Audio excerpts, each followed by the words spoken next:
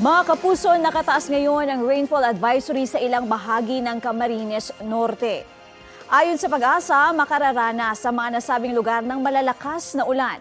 Tatagal ang rainfall advisory hanggang alas 12 ng tanghali. Ang pag-uulan sa Camarines Norte at iba pang panig ng Bicol Region ay epekto rin ng shear line o ang pagsasalubong ng amihan at easterlies. Dahil din sa shear line, masama rin ang panahon ngayon sa Visayas, Mimaropa Region, Zamboanga Peninsula, Basilan, Sulu at Tawi-Tawi. Mas makakaasa naman sa maayos na panahon ang Metro Manila, base iyan sa rainfall forecast ng Metro Weather. Kapuso, para laging updated sa lagay ng panahon, mag-subscribe sa GMA Integrated News sa YouTube.